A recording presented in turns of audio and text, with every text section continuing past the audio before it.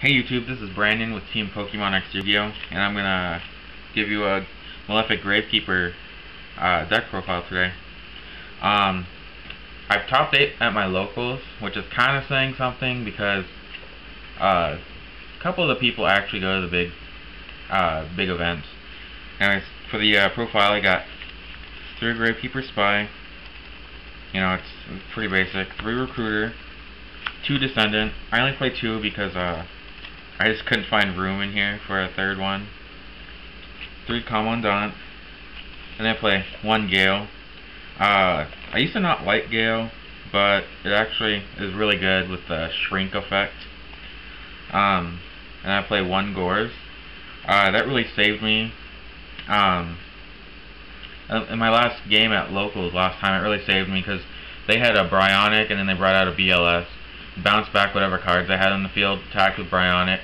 If they would have attacked with the BLS and I didn't have Gores in hand, I would have lost, but I had Gores. So next turn I was able to get my Ancient Gear Dragon out. I mean, obviously Gores was gone, and attack Bryonic for game. Anyways, onto the Malefic part. I have 3 Malefic Cyber Ends. Really easy to get out. All you have to have is your field spell, and then just remove from play your Cyber End Dragon. 2 Malefic Stardust Dragon. I would play 3, but in my side deck I have a Starlight Road, and I think it's kind of pointless to run Starlight Road without an extra Stardust on your extra. So I like 2, and then I play 1 Galvatron Dragon. What I like about him is most of the time that I get him out, he can't be negated. His summon can't be negated.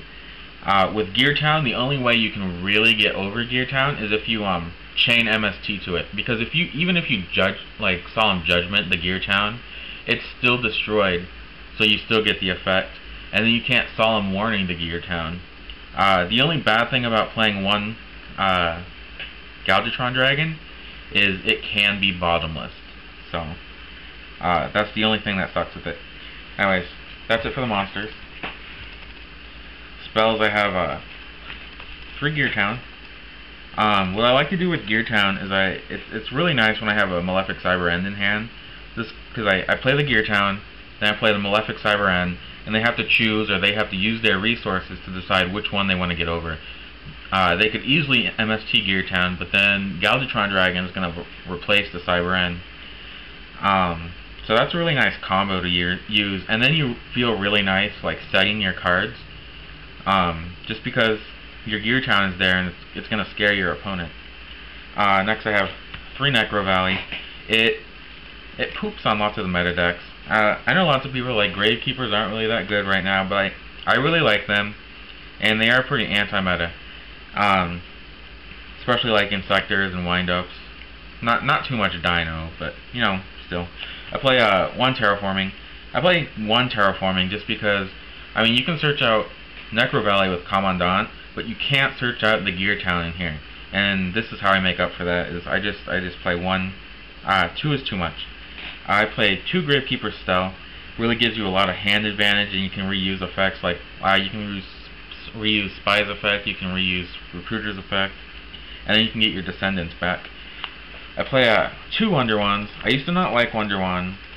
Like, I don't like it in a regular Gravekeeper build, but in Malefic Gravekeeper, it's really cool because, I mean, especially with Recruiter or something, just because you can pop them both off, draw 2, and then get Recruiter's effect, and still have the field presence with your Malefics to attack that turn. So that's really nice. I play 1 Monster Reborn. Lots of people are like, why do you play Monster Reborn in Gravekeepers? Well, I view it kind of like people who play Thunder King Ryo and Heroes or Gadgets. You just have to work around it. If you're a good player, you can work around your own cards. I mean, obviously. 1 Dark Hole. I play 1 MST. There's so much destruction with Descendant in here that I feel like 1 MST is good. And I play Mind Control. There's lots of times where I have a Commandant in hand and I really need to get that Necro Valley search, and my opponent has a Thunder King on the field, and this is just a really easy way to get over that. That's it for the spells. Traps, I have 2 skill drain. I really like this deck because it can main skill drain, and you know, it's anti-meta. And I play 1 Torrential Tribute. It's a really good combo with Recruiter, and then you get rid of your opponent's field too. I play 2 Deprison to get over Zen Mains and Stardust. And I only play 1 Solemn Warning just because I always end up drawing 2. It's like my deck stacks itself, and it's just a dead draw at 2 in my hand. To the extra deck, I have 1 number 17. I can make it, so why not? It's a beater. I play Steel Swarm Roach. I don't know. I don't see a reason not to. I play 2 Utopias, just because rank 4s are pretty easy to make in here. And then I play 1 C39, just because I play that Mind Control, and I can Mind Control the Utopia and then make C39, so I get to keep it. Play 1 Catastor, 1 Bionic, 1 Black Rose. Play 3 Stardusts,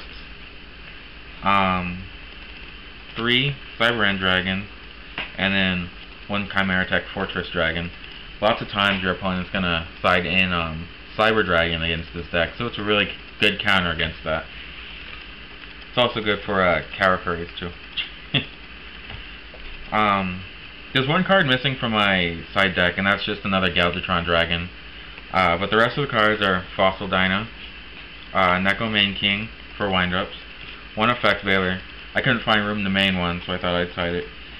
Play 2 Cyber Dragons, 2 Raikos, 2 DD Crows, 2 MSTs, 2 Bottomless, and 1 Starlight. Alright, thanks for watching, YouTube. Don't forget to rate, comment, and subscribe, and tell me in the comments what you think. See you guys later.